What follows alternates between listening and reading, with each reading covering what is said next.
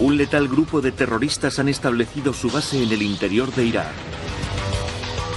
Han estado fabricando armas químicas que ahora necesitan sacar de allí. Para evitarlo se recurre a una unidad de las fuerzas especiales, los Boinas Verdes.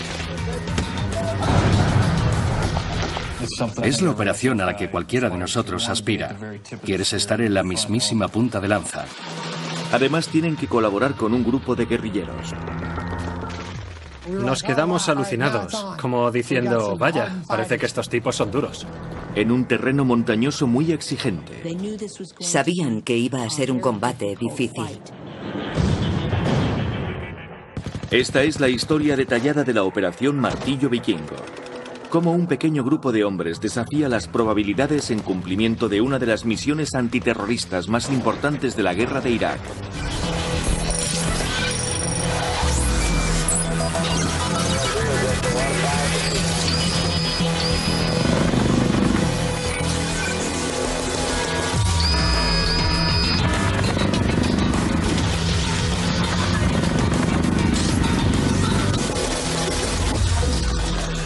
Operaciones ocultas. Operación Martillo Vikingo.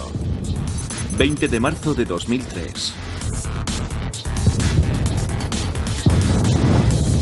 Son las primeras horas de la Operación Libertad iraquí.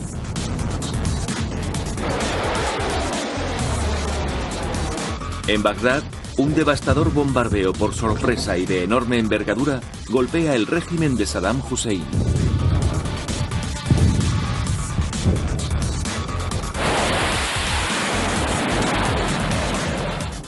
La capital iraquí es acribillada durante horas por armamento de tecnología multimillonaria. Lo que pocos estadounidenses saben es que los planificadores militares también pretenden erradicar un problema muy distinto, a cientos de kilómetros al norte.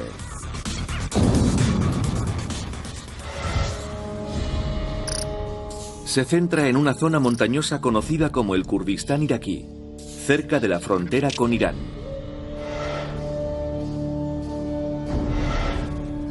Los enemigos no son los soldados de Saddam, sino un grupo de terroristas islámicos. Ansar al-Islam, los luchadores del Islam. Mantienen estrechos vínculos con la red terrorista más buscada del mundo, Al-Qaeda, responsable de algunas de las atrocidades más espeluznantes de los últimos tiempos.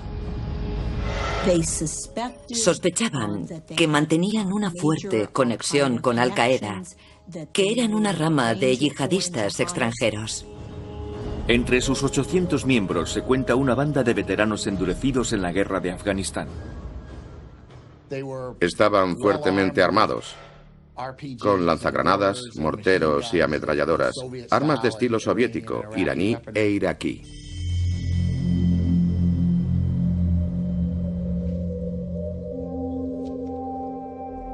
También se rumoreaba que habían construido un laboratorio de armas químicas y que estaban fabricando ricina, el veneno que se extrae de las semillas de ricino. El problema al que se enfrenta el ejército estadounidense es que están muy escondidos en territorio enemigo. Ansar al-Islam estaban ubicados en una zona llamada el Saliente de Al-Abya, en la parte oriental de Irak, justo en la frontera con Irán. Su base estaba en la cadena montañosa que forma la frontera natural entre Irán e Irak. Su conocimiento de ese terreno es clave. Debe entrar en escena la unidad mejor capacitada para operar tras las líneas enemigas y perfecta para esta misión, los Boinas Verdes. Su manera de actuar y de ejecutar las misiones gira en torno a las prácticas de guerra no convencionales. Con base en Fort Bragg, Carolina del Norte, los Boinas Verdes se crearon hace 60 años. Los Boinas Verdes se establecieron oficialmente en junio de 1952. Su profesionalidad adquirió renombre en la guerra de Vietnam. Sus filas se engrosaron mucho durante la guerra de Vietnam, donde les fueron asignadas infinidad de misiones.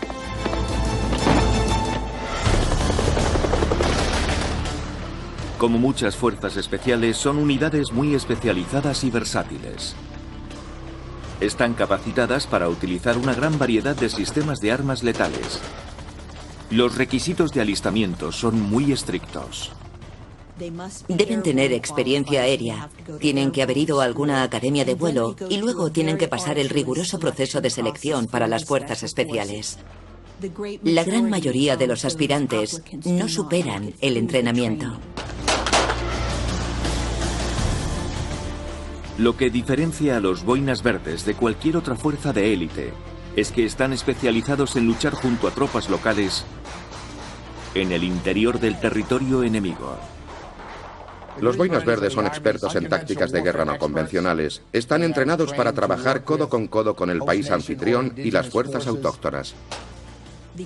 Aparte de todas las habilidades que se les exige, también se les supone un perfecto conocimiento del idioma, la cultura, la política y la religión del país al que son destinados. Deben actuar como de diplomáticos, estableciendo relaciones con la gente sobre el terreno. El objetivo es que los Boinas Verdes hagan de mentores de los ejércitos autóctonos y complementen su capacidad militar con el conocimiento estadounidense.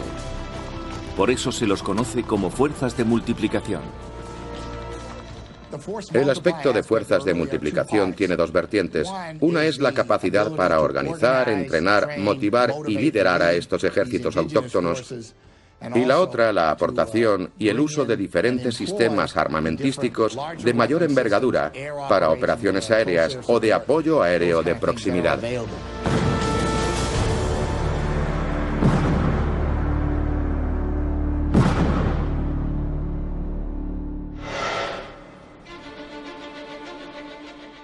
Y si había un hombre perfecto para la misión contra Ansar al-Islam, ese era el teniente coronel Ken Tobo.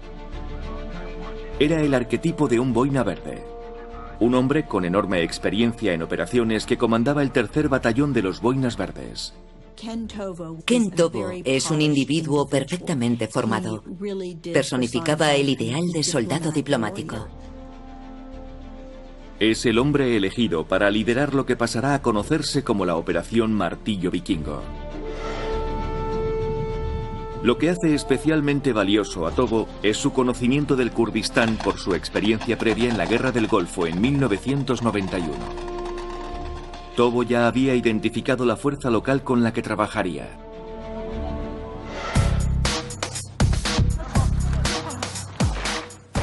El objetivo de Tobo es reunir un ejército de miles de soldados locales, de las guerrillas kurdas llamadas Peshmerga. Los kurdos son un grupo étnico diferente de los árabes iraquíes.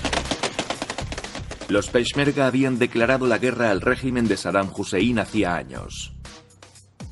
Su base se situaba en un pequeño enclave en el norte de Irak. Desde la Primera Guerra del Golfo era una zona con espacio aéreo protegido defendido por los aviones estadounidenses y aliados. Los socios, en este caso, serían la Unión Patriótica del Kurdistán, o PUK, la entidad kurda de las Fuerzas Armadas con la que Tobo tenía planeado asociarse.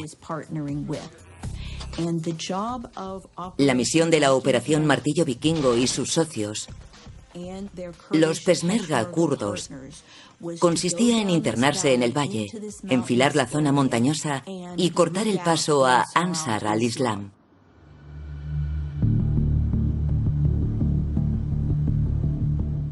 El plan de Tobo prevé que un pequeño grupo de boinas verdes lidere el ataque kurdo.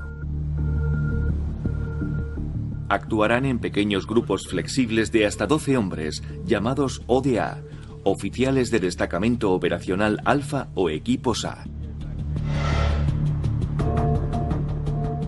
Como punta de lanza de toda la operación se elige al equipo ODA 081. Al mando está Brian Rowan, por entonces un joven capitán. Mi función durante la misión fue la de comandar al destacamento. La Operación Martillo Vikingo fue mi primer despliegue como jefe de un equipo de fuerzas especiales. Acababa de terminar el curso de cualificación de un año previo cuando me asignaron la comandancia del equipo ODA 081. Junto a él, una serie de suboficiales veteranos. Tenía un numeroso grupo de suboficiales que acumulaban más experiencia que yo. Eran todos sargentos veteranos con muchos años de servicio. Entre ellos, el sargento senior, Greed. En ese momento tenía 36 años, 7 más que yo. Tenía mucha experiencia y desde luego daba la sensación de competencia al grupo. Luego estaban los especialistas, 2 sargentos en armas. Eran sargentos de primera, ambos francotiradores muy cualificados. Después, el sargento médico y el ingeniero. El experto en comunicaciones era Blake Kramer. Yo era el sargento de comunicaciones. La gente piensa que no está bien que recibamos disparos, pero en realidad forma parte de la operación y es algo que tengo asumido. 21 de marzo de 2003. Pero primero Tobo y sus boinas verdes conciertan una reunión con el jefe de los PUK. Si pretenden que la Operación Martillo Vikingo sea un éxito, tienen que ganarse a la guerrilla kurda.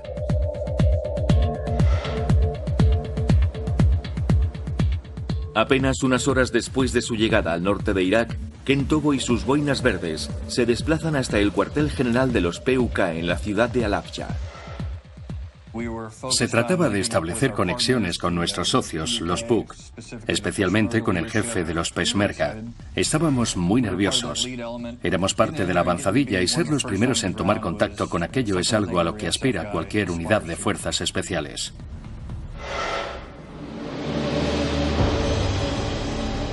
Los kurdos acumulan una larga tradición de oposición al régimen de Saddam Hussein. En 1988 el dictador atacó con gases a la población kurda de Halabja, la ciudad donde Tobo se dirigía para conocer a los líderes kurdos. Más recientemente, Halabja y los puestos de avanzada kurdos han sido objeto de atentados suicidas y ataques regulares con mortero desde las posiciones de Ansar al-Islam. La CIA ya había allanado el terreno para que las tropas estadounidenses fueran bien recibidas por el ejército autóctono. Durante 12 meses, la agencia se había encargado de enviar remesas de efectivo, lo que llamaron ayuda letal, armas y munición. Pero cuando Tobo se encontró con los kurdos, descubrió que aún no estaban convencidos. Se reunieron en Halabja y empezaron a planificar el modo de neutralizar a Ansar al-Islam. El primer problema con el que se enfrenta Tobo es cultural. Los kurdos son un pueblo guerrero. Su nombre, Peshmerga, significa el que se enfrenta a la muerte. Los kurdos lucen bigotes y ven a cualquier extranjero afeitado como un muchacho sin experiencia. Mientras que los estadounidenses deben cumplir con las normas de uniformidad religiosamente. La cultura guerrera está muy enraizada en el pueblo kurdo. La mayoría de los jóvenes se sienten llamados a cumplir su deber en el campo de combate y se alistan en los Peshmerga o se unen por temporadas. Es un emblema de honor para ellos. Pero los kurdos tienen otras razones más importantes para desconfiar de los estadounidenses. 10 años antes, después de la Primera Guerra del Golfo, los kurdos se levantaron en armas en una revolución que esperaban que apoyasen los estadounidenses. Pero no lo hicieron. Y en vez de eso, Saddam Hussein contraatacó con toda su fuerza y lideró una matanza contra los Peshmerga y miles de civiles. Por su parte, los estadounidenses veían a los Peshmerga con parecida reticencia. No eran soldados profesionales, carecían de disciplina militar comparados con ellos. Para Brian Rowan, la primera impresión no fue nada buena. No son lo que te imaginas. Desde el punto de vista del soldado estadounidense, van ataviados con ropa vieja, con los pantalones que nosotros llamamos de MC Hammer, con zapatillas de deporte y armados con algún AK-47 o lo que pueden conseguir, y llevan un poblado bigote y un pañuelo enrollado a la cabeza. No tienen radio. Puede que algunos tengan algún walkie o quizá un móvil. 21 de marzo de 2003. Cada parte debe ganarse el respeto de la otra. Los boinas verdes tienen un plan para demostrar a los kurdos que van en serio. Ken Tobo lo haría todo a simple golpe de clic de ratón. La noche del 21 de marzo de 2003, Tobo y su equipo pusieron rumbo hacia un mirador cercano a la base de la montaña de los terroristas. Los boinas verdes y los kurdos toman posiciones. Abren el portátil y configuran las comunicaciones por satélite. Introducen unos misteriosos números.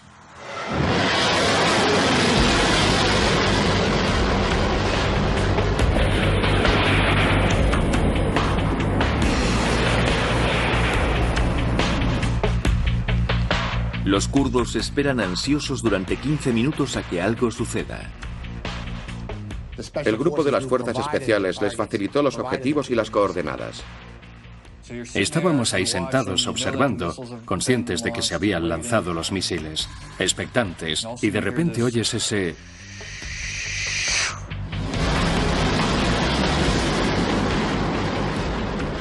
Eran los misiles sobrevolando uno tras otro.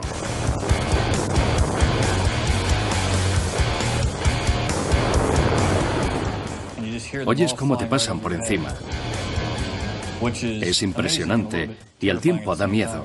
Piensas, por favor, que no se queden cortos. Pero siempre llegan donde deben y explotan. Observaban mientras el cielo de la noche se iluminaba.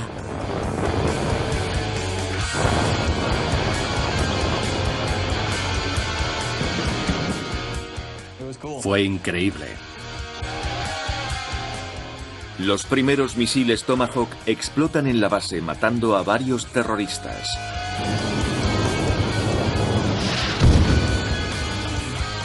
En apenas unos minutos, la tecnología y la potencia aérea estadounidenses les ganan el respeto de los kurdos.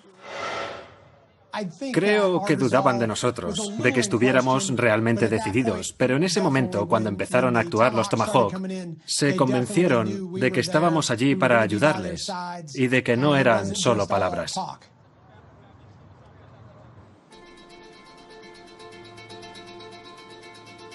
No obstante, los misiles provocan un nuevo problema. Los soldados del Ansar se retiran de sus posiciones.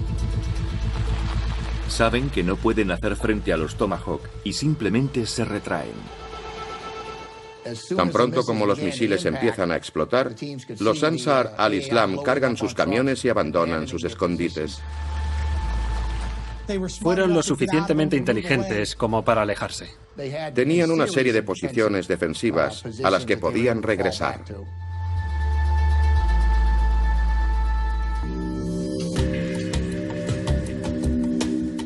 Los soldados del Ansar se repliegan a otras posiciones defensivas cercanas a la población de Sargat. Y empiezan a internarse. Sargat era el principal bastión de los Ansar al-Islam. Estaba a los pies del valle, pero rodeada de montañas. Los terroristas habían construido un sistema de trincheras y búnkers en las colinas y montañas que coronaban la zona. Es una zona muy montañosa, muy rocosa, con muy poca vegetación y muy poco accesible por carreteras. Los terroristas del Ansar contaban con armamento pesado. Incluía ametralladoras rusas Dushkas, morteros y cañones pesados. Parecían decididos a luchar hasta la muerte. Un ataque sobre el terreno podía ser un baño de sangre.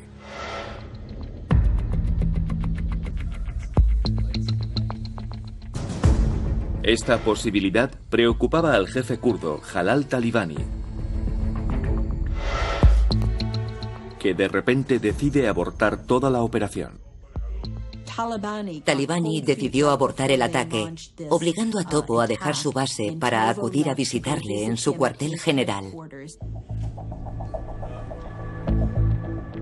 Con la operación pendiente de un hilo, Ken Tobo le explica a Talibani cómo van a hacerlo para evitar víctimas kurdas.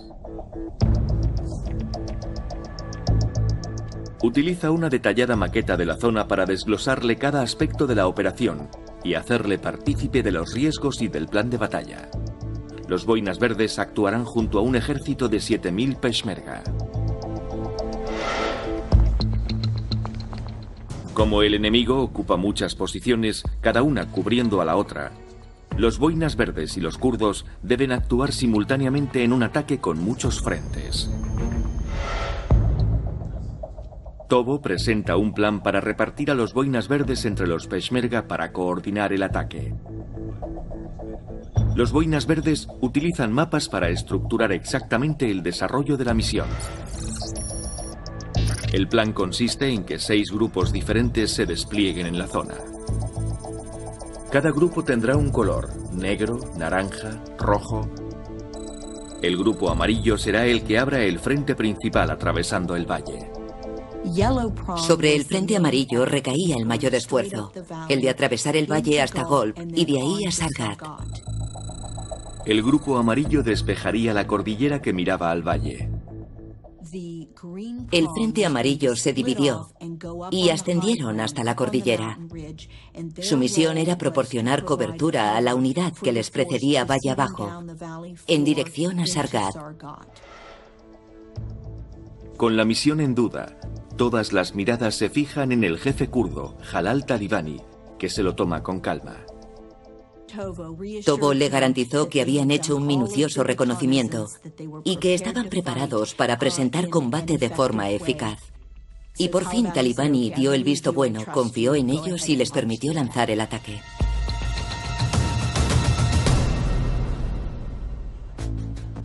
...27 de marzo de 2003...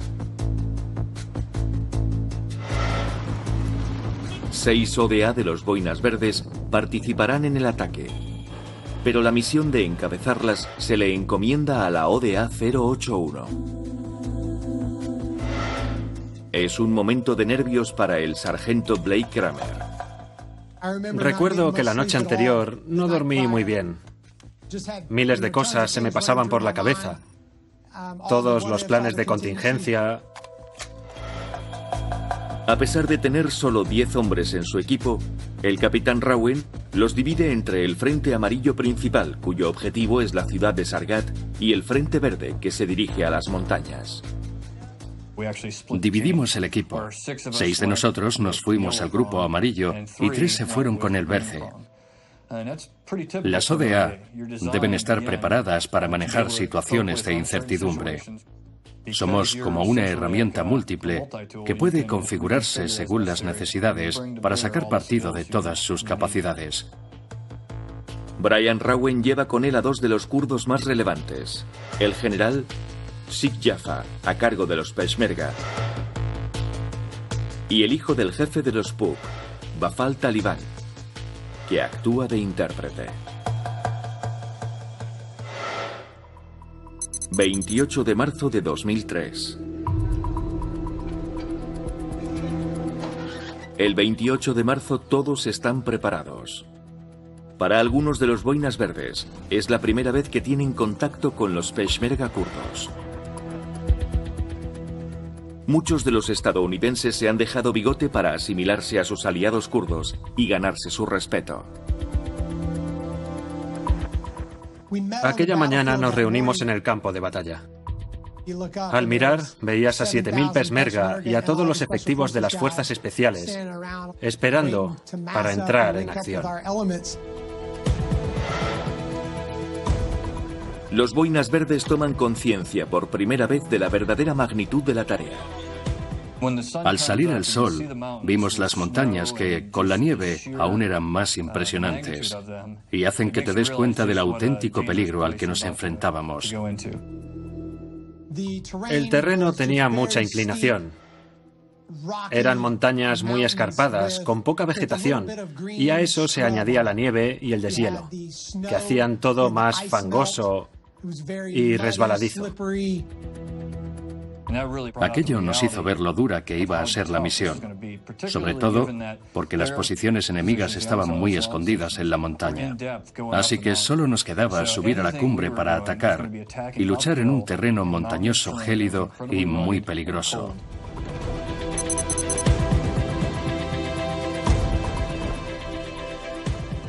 Antes de que la columna se ponga en marcha, Tobo regresa al centro de mando para coordinar la operación desde allí.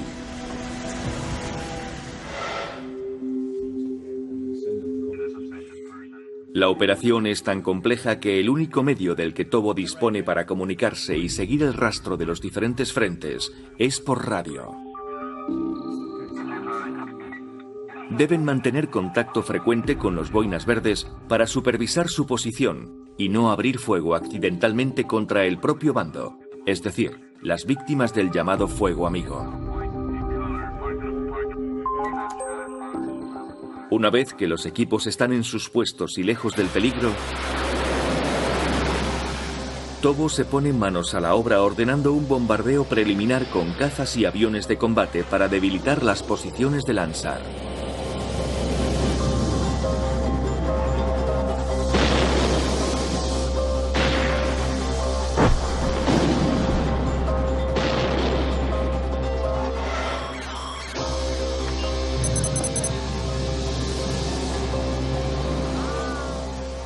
La columna de asalto se mueve sobre el terreno y los boinas verdes se abren paso hasta Sargat con los Peshmerga. La fuerza principal, el Frente Amarillo, debe tomar primero una población llamada Golb. El pueblo Golb era un pequeño puesto de control a los pies del valle. Pero el enemigo estaba esperando. Cuando el ejército kurdo enfiló el ascenso por la montaña, se vieron atacados por un fuego intenso. Se oían los disparos y se veía el resplandor de las ráfagas impactando alrededor. Oíamos las balas silbar. El tiroteo empezó a cobrar intensidad, más precisión. De repente, caes en la cuenta de que tú también juegas.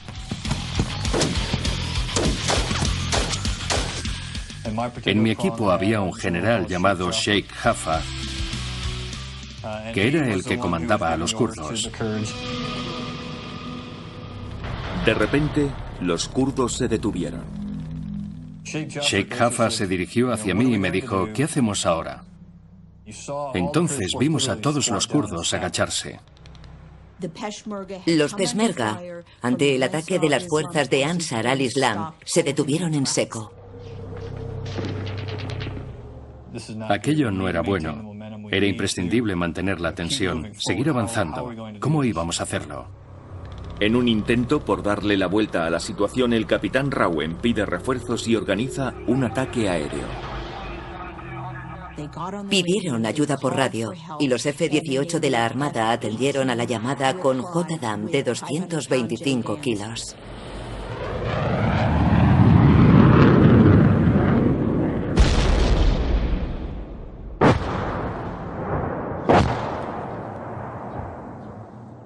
Fue el sonido más dulce que jamás habíamos oído. Sin duda nos ayudó a recuperar la confianza y nos llenó de euforia saber que estábamos también respaldados. Fue el mejor acicate para los Peshmerga, que emprendieron de nuevo rumbo hacia Golb.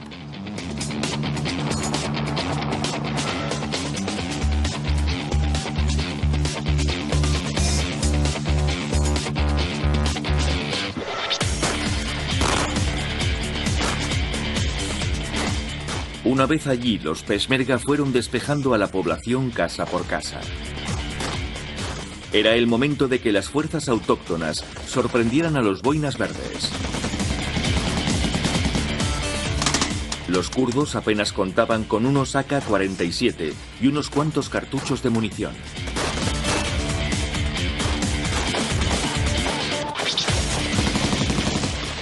Pero su arrojo era impresionante. Había un tipo kurdo que llevaba un bastón y el arma colgada en cabestrillo. Agarró el bastón, se pegó a la pared, se tumbó, me levantó los pulgares, se descolgó el AK-47, rodó por el suelo y empezó a disparar.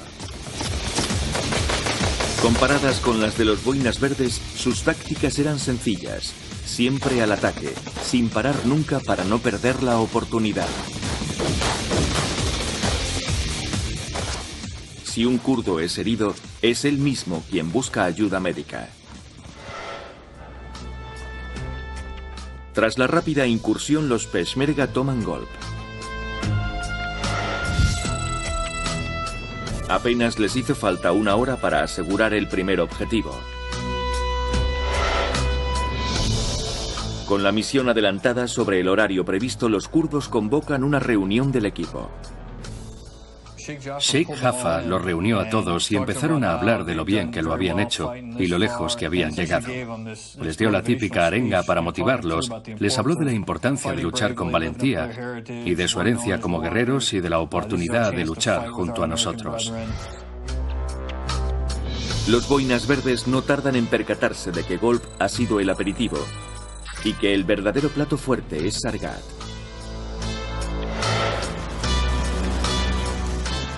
Creo que me di cuenta cuando el intérprete empezó a contarnos lo que Sheikh Jaffa les había dicho a su tropa. Entonces supe claramente que estábamos a punto de abordar el punto crucial de la batalla. Los boinas verdes avanzan de nuevo.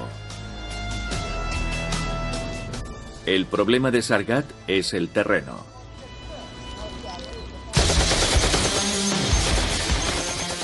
Ansar al-Islam lo domina prácticamente en su totalidad.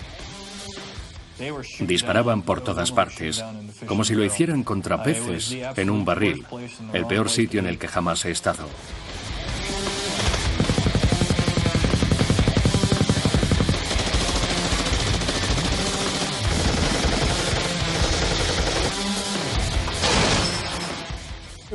La forma del terreno era de herradura. En la parte superior había posiciones de combate esporádico que habían cavado y fortificado y se cubrían unas a otras.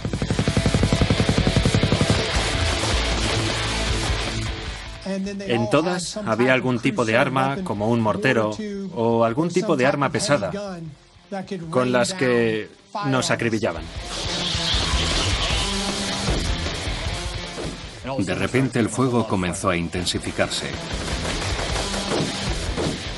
Disparos por todas partes, las ráfagas de los Tuskas y los PKM se estrellaban contra el barro a nuestro alrededor y se oía ese ruido sordo que hacían al impactar. Estábamos rodeados por el fuego.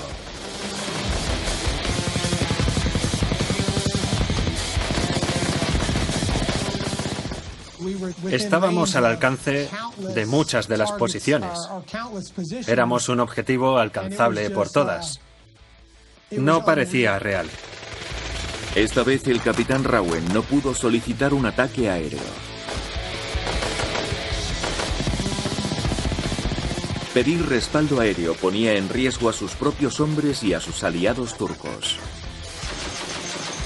Los boinas verdes debían tomar el control y contraatacar.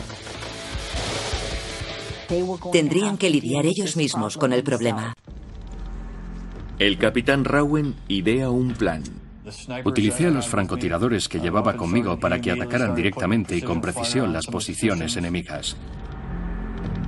Los sargentos en armas portaban M82 Barrett calibre 50. Un potente rifle de largo alcance capaz de localizar un objetivo a casi 2 kilómetros de distancia. Empleando el rifle se deshacen del enemigo hombre a hombre.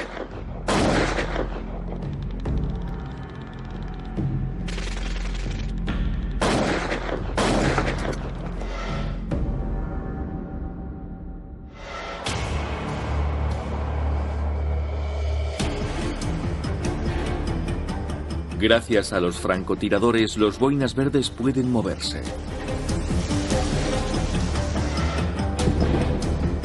La siguiente parada es la población de Sargat. El combate se recrudece aún más. La batalla de Sargat fue extremadamente cruenta. Lo suficiente como para desear no estar allí.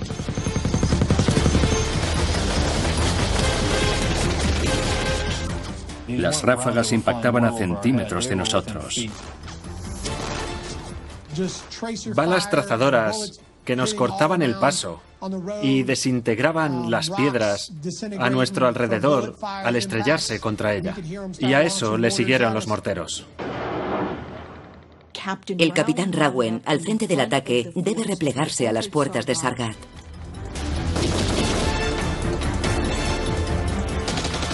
Con Rowan y sus hombres sin poder seguir adelante, Grid y otros sargentos en armas deciden que es necesaria más potencia de fuego.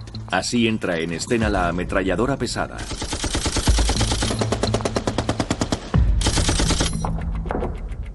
Por suerte contábamos con una ametralladora pesada del calibre 50, así que el sargento y el resto del equipo juntos se dispusieron a usarla. Necesitaban un punto desde donde pudieran ver bien las posiciones del Ansar al-Islam. Estas ametralladoras son armas muy potentes, capaces de disparar ráfagas de 700 balas y neutralizar al menos una de las principales posiciones desde las que eran atacados. Entre tanto, Blake Kramer sigue contrarrestando el fuego enemigo con la ametralladora ligera. Abrimos fuego con las ametralladoras ligeras contra varias posiciones enemigas en un esfuerzo para crear un ambiente de camaradería, que los kurdos supieran que estábamos con ellos, que lo conseguiríamos.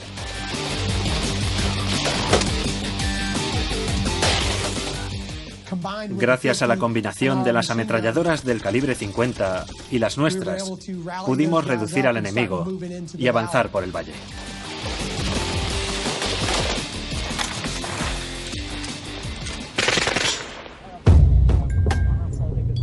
Los boinas verdes también instan a los kurdos a poner en juego su armamento pesado.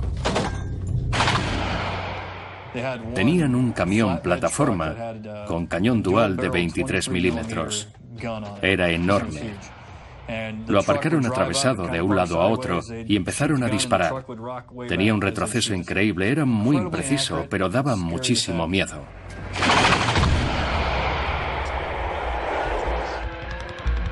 De vuelta en Sargat, el capitán Rowan vuelve a ponerse en cabeza del ataque. El capitán Kramer sigue tendido en el suelo, liderando la carga. Después descubrió que había olvidado colocarse la placa en el chaleco antibalas, así que había sido como un pato de goma en una feria. Fue milagroso que no me dieran.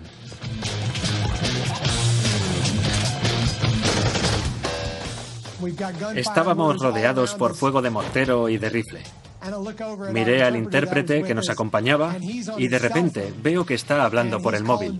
Creo que con un primo suyo. Le estaba contando que estábamos allí, atacando. Pensé, es una broma. ¿Estás hablando por teléfono? Cuelga ahora mismo. Estamos en mitad de un infierno. Luego me pareció hasta un poco cómico. Luchaban con un valor increíble.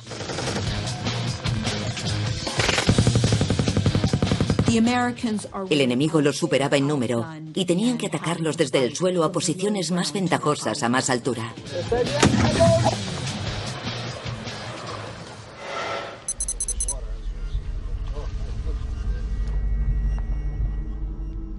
Por fin, después de 4 horas, entran en Sargat. Al saquear la ciudad, los estadounidenses encuentran pasaportes de combatientes extranjeros de Sudán, Yemen, Omán y Arabia Saudí. Al entrar descubrimos trajes de protección química, jeringuillas de antropina y otros artículos bastante inusuales. Y lo más importante, además encuentran pruebas que demuestran que se han estado fabricando armas químicas. Residuos de ricina, el veneno extraído de las semillas de ricino. Encontraron una serie de indicios que confirmaban que Ansar al-Islam había estado intentando fabricar armas químicas.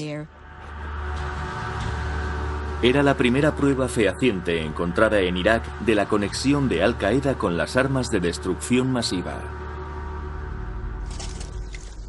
El ejército estadounidense organiza una conferencia de prensa para contarle al mundo la misión y el descubrimiento de las pruebas incriminatorias. Pero nadie menciona el papel que los boinas verdes han desempeñado en el hallazgo. Entonces, nadie tenía conocimiento del feroz combate que se había desarrollado en el valle para llegar a Sargat. La historia completa de aquella batalla se conoció muchos años después. La colaboración de los Peshmerga y los equipos A de las fuerzas especiales ha funcionado bien. Ambos se han ganado el respeto mutuo. Y las guerrillas saben que sus socios, con sus vehículos fuertemente armados, son un equipo formidable. La moral estaba muy alta. Estábamos en Sargat, el bastión de Ansar al-Islam. Parece que la batalla ha terminado. Al caer la noche, los kurdos y los boinas verdes detienen su avance momentáneamente. Sin embargo, los guerrilleros del Ansar, que han quedado en pie, atacan de nuevo. Su destino: las cuevas en la parte alta de Sargat. Su plan es tender una trampa a las fuerzas formadas por estadounidenses y Peshmerga. Utilizarán las cuevas como búnkers fortificados. 29 de marzo de 2003. Al amanecer, los Ansar al-Islam establecen sus posiciones en torno a las cuevas.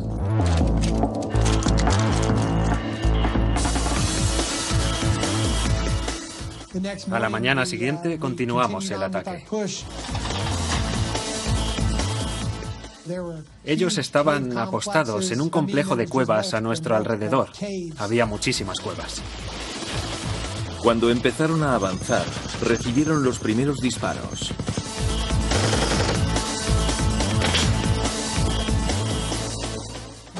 En cuanto oímos los primeros disparos, supimos que no iban a ponérnoslo fácil.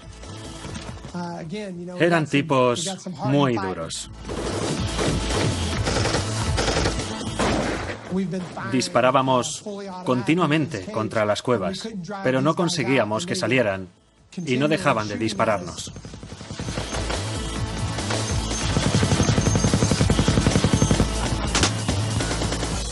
Los boinas verdes y sus aliados fueron puestos contra la pared.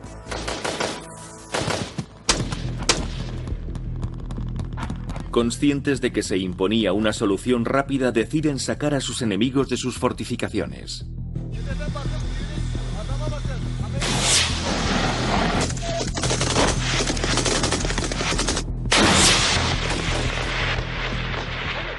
Aseguramos la entrada de la cueva para impedirles que salieran allí.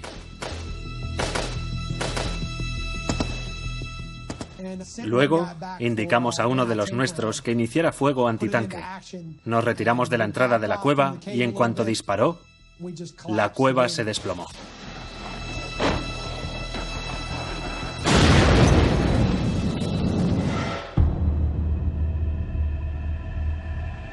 ...70 combatientes de Ansar al-Islam murieron ese día. Los últimos resistentes fueron neutralizados. 30 de marzo de 2003. 3 días después del comienzo de la operación, los boinas verdes son testigos de la retirada de los últimos guerrilleros de Ansar al-Islam a través de la frontera de Irán. Los terroristas han sido aniquilados. Ansar al-Islam ha sido derrotado, al menos de momento. Solo unos cuantos sobreviven a la masacre. Sin su armamento pesado, sin infraestructura y con el golpe mortal asestado a su laboratorio de ricina, poco queda ya de la amenaza que suponían apenas unos días antes. Después de 8 días de acción intensa en el Kurdistán, los boinas verdes han cumplido con su misión antiterrorista. Al final, la ODA 081 fue condecorada con 3 estrellas de plata y 6 de bronce Después de una batalla que sin duda fue la más feroz, en la que las fuerzas especiales habían intervenido desde Vietnam.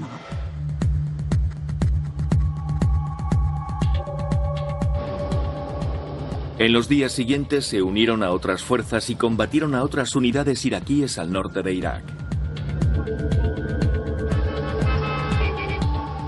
A principios de abril de aquel año, la ciudad de Kirkuk cayó en manos de los hombres de Tobo. Las fuerzas regulares iraquíes apostadas allí no presentaron resistencia.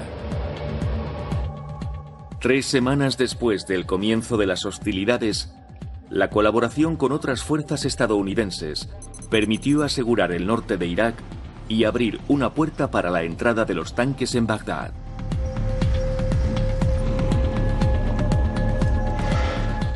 Dos años más tarde, el líder de los PUK que trabajó con Tobo, Jalal Talibani, fue elegido primer presidente kurdo de Irak. La Operación Martillo Vikingo pasó a los anales como un clásico de las misiones de los Boinas Verdes. Esta operación es un ejemplo de la puesta en práctica de la teoría del entrenamiento. En su base radica la doctrina de persuasión de las fuerzas autóctonas para luchar junto a los equipos norteamericanos, con el apoyo de una devastadora potencia aérea.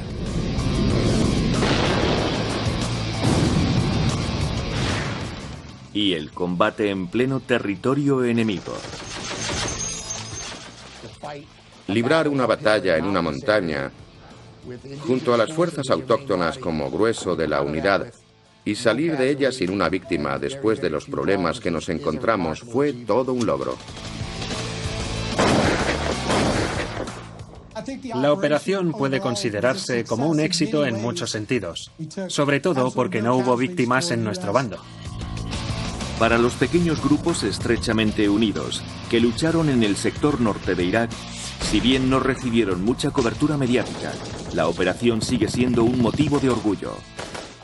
Tuve la suerte de formar parte de un equipo de hombres que desempeñó una labor crucial aquel día.